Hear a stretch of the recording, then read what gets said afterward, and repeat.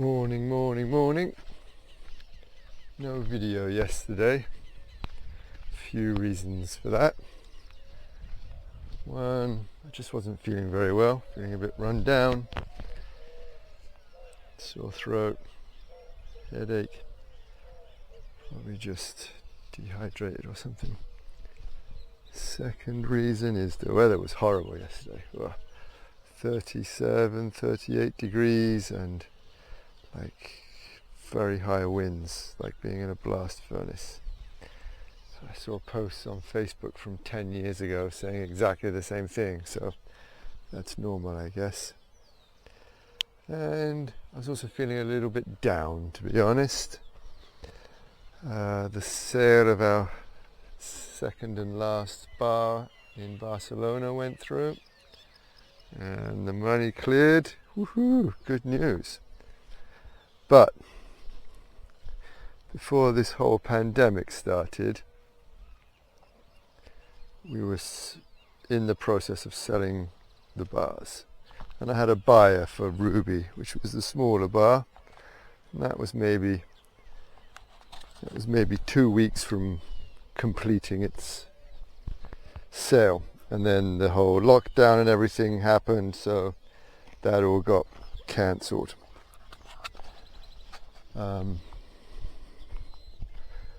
So I know pretty much what the market was for bars at that time. And if I'd sold the bars then, probably both bars were worth about the same.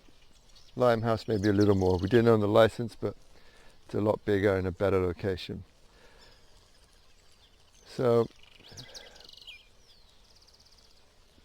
that wasn't happening at those prices. So with the whole pandemic, the prices of bars obviously have gone way, way down for selling bars. So we sold both bars at the price that we could get because it was, there is no bar business anymore in Barcelona. It's just, there's no tourism, there's no money, there's nothing. And I don't live there anymore. So we had to pay off our employees because you got to pay them when you close. And sell the bars, which we've done. And I have ended up with about less than 10% of the money I would have got from selling them before the pandemic. And I would have got less anyway, but I have to pay so much in paying off my employees, like their goodbye packages, redundancy packages, and paying the government that has not stopped charging 1 penny for taxes and licenses and all these things, and paying the gestor, which is like the accountant / lawyer, and the landlords and all these things, that me and Matt, after selling 2 of the most popular and profitable bars in Barcelona, because everyone got paid before we did, we're going to end up with less than 10% of what it's worth. Really, it's a piddling amount. And it's I can't get past it. It's just so crazy to me that we're the ones that took all the risk and we're the ones that made these places, and everyone else gets paid before we do. We won't even get back we don't even get back, not even close to what we put in to set them up. It's crazy. It's just a ridiculous amount of money. So you know what, for the last 10 years we worked hard and we lived well, we had a good lifestyle, but this was like our cash out, not just for the last 10 years, but for the last 20 years that we've put in of managing bars and gaining experience and learning what to do and what works and everything. And I consider that money got stolen by my employees and by the Spanish state, because that was my money and they took it. They didn't do anything for business owners with this whole pandemic. They just kept taking and taking and taking. So I feel disillusioned and sad about it. I mean, that was money that I considered that I'd earned and that has been taken from me. But nothing I can do about it. I got to find some way to move past it and just forget about it, because I have no power there. And I'm not the only one. They've done that to everybody I know that had a small business, especially bars and restaurants. They just bent us over. They've taken the money for themselves and they've divided the rest among the employees, the accountants and the lawyers. And guys like me and Matt got left with really almost nothing, a joking amount of money. Oh well, time to move on.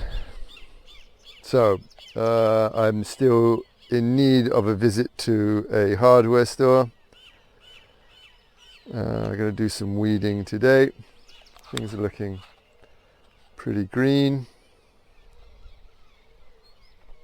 A little bit of rain yesterday, supposed to rain this afternoon. Here's a crazy thing. I harvested all this acelga a few days ago. I cut it right down basically to nothing because they were getting eaten by these Florida blister bugs.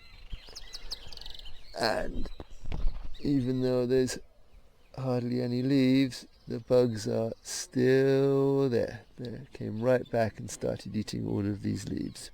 I was talking to a guy from town the other day. Here they're called bicho mora, something like that. He said he's getting killed in his garden at home, so it's not just me. He says it's the drought. I don't know why it would be the drought, but I'll take his word for it.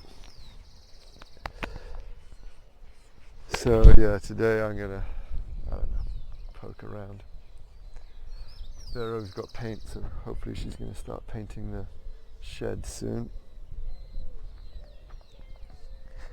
And I'll see what's been coming up in the last couple of days. And I'll try to not think about things.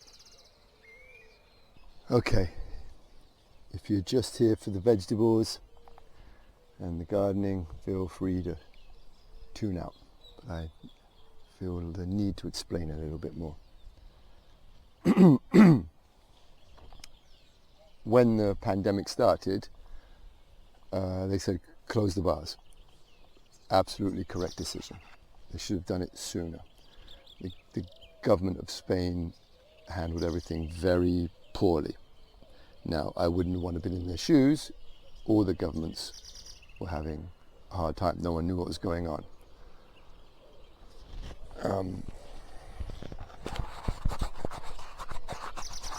So, close the bars, the restaurants, absolutely the right decision to make. They then said to us, if you've had employees for less than a year, you can fire those employees. You have to pay them out, but you can fire them. If you've had employees for more than a year, you can't fire them. During this time, you cannot fire them. You can keep paying them out of your own pocket, even though your bar is closed, or you can put them on this program called the ERTE, which would mean that the government pays 70% of the employees' salaries and they stay home. And you, the business owner, still have to pay their payroll taxes and all these things, which comes out to about 35% of their salary. So all of the business organizations said, that's impossible. You can't do that. Where are we going to get that money to pay their taxes still? So the government backed down and said, okay, for the next few months, you don't have to pay their taxes and we'll pay 70%. But if you sign up to this program, you can't fire anyone. And if you do fire them, then the program is cancelled for your business. Now, this law was very poorly written, so there were many questions, such as, if you fire one person, does that cancel the program for all of them, or just for that one person?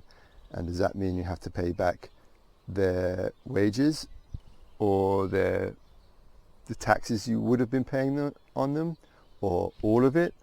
Are there fines? Is there a payment? Nobody knew.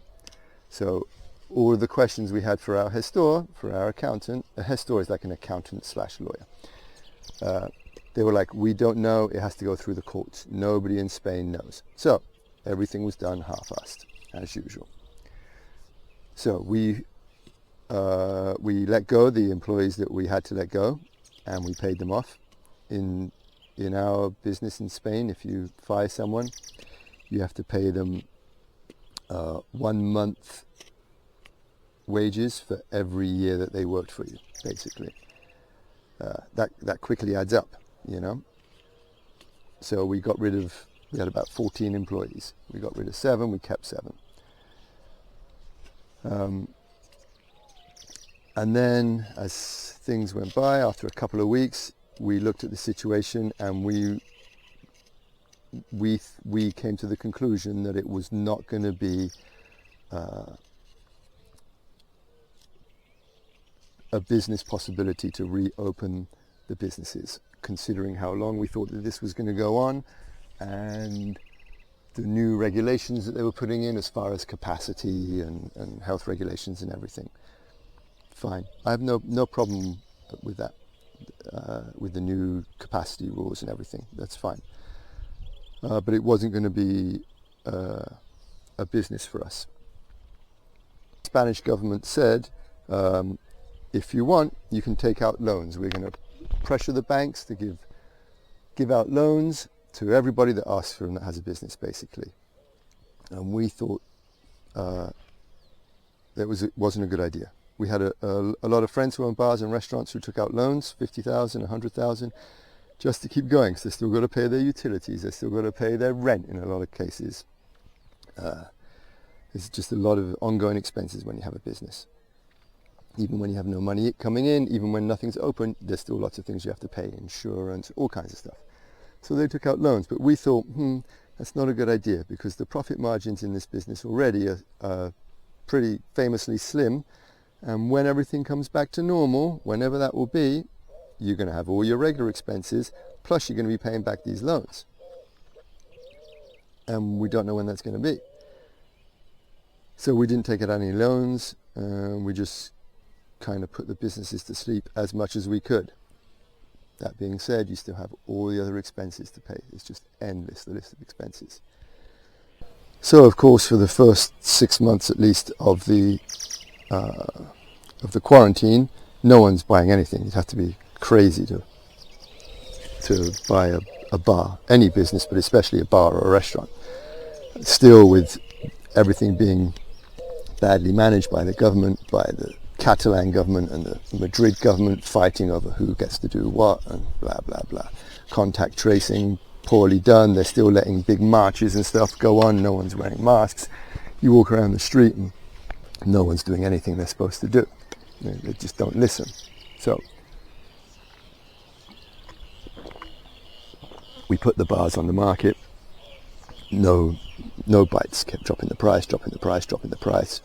We got to sell them because they're just costing us money. They're costing us thousands of euros every month just to have them, you know. And you can't even open them because we don't have any outside space. The hours are very restricted. If I bring back one employee, I have to bring back them all, and that ERTE program is cancelled.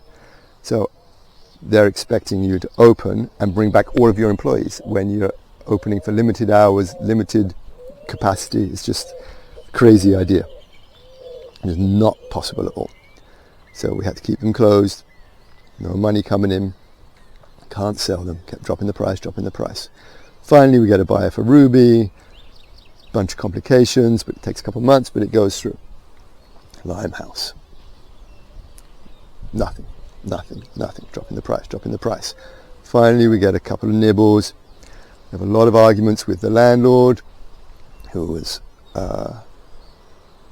at the beginning seemed reasonable and then kind of lost its shit, started asking all kinds of unreasonable things and taking a lot of money off of us. In Spain, when you sell a business, like if you own a bar, usually you own the liquor license and the space you rent, and when you sell that business, you got to give at least 10%, sometimes more, to the owner of the space. Crazy, but that's how it is. So you sell the business, first 10% goes immediately to the owner of the space. So yeah, we sold Ruby. Months go by, it's very complicated. We got a buyer for Limehouse. Finally that goes through as well.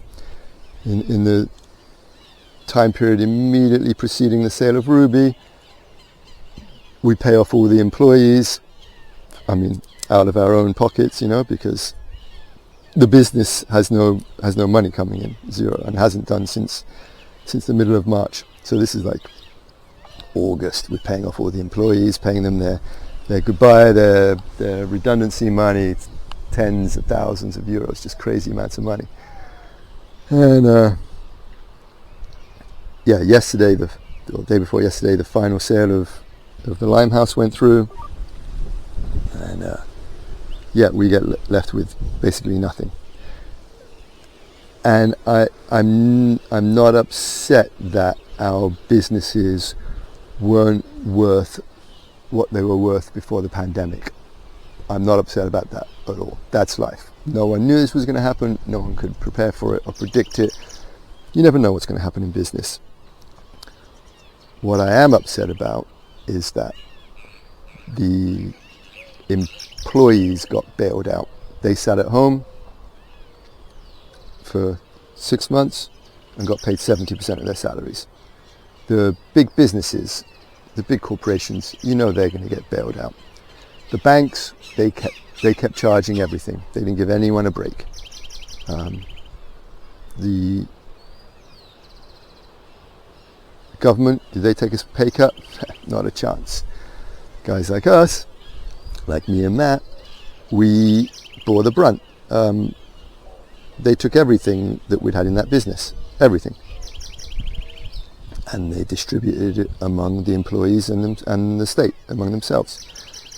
And it didn't have to be that way. It wasn't that way everywhere, and it didn't have to be that way. What they should have done is what they did in places like Denmark or El Salvador, just so it's not just the rich places, where they said, we're going to put a pause on everything. Close everything down, but for 3 months or 6 months or however long it takes, there's no mortgage payments, there's no telephone payments, there's no gas payments, whatever. We'll take care of all of that. Employees go home and sit there. And that's what they did. So, as soon as the quarantine gets lifted, everyone's ready to go again. Now in Spain, that's not the case, because what's happened? Most bars and restaurants haven't been able to stay open. So when the quarantine gets lifted, most people are out of work. The economy can't get going again because no one's got a job, no one's got any money to spend. It's just so short-sighted. And I'm one of the lucky ones. We've been doing this for a long time. We had some money saved up. I'm not broke. I feel bad for the guys who are just starting out, who are maybe 30 or something, who have invested their life savings in January, let's say, in a bar or a restaurant. And in March, they get told to shut it down. And that's it. They're done. What do they do now? They're going to go work at McDonald's. Their employees are okay, but they're the ones that were risking everything. And they're done. They're shut down. There's nothing they can do except go and get a regular job. So, if by hook or by crook they should manage to save some money to do this again, are they going to? Not on your Nelly. It's too risky. It's corporate capitalism has come for them. And the rich got richer. That's what's happened. For example, in Barcelona, there's a very old bar called Schilling that had been there for, 100 years. Nice bar in a touristy place, always successful, shut down. I guess the owners didn't have the recourses to keep going. Now it's a Taco Bell. How many more Taco Bells and Starbucks and McDonald's are we going to see? And how many more of these places owned by little guys like us are we going to see? Now, there's nothing I can do about it. But who would I rather work for if I was an employee? I'd rather work for me. I treated them better. It's frustrating. I wouldn't want to swap places with anyone in the government, but they just messed it up completely. It's just terrible. And the economy's never going to take off to where it was again. It's just screwed.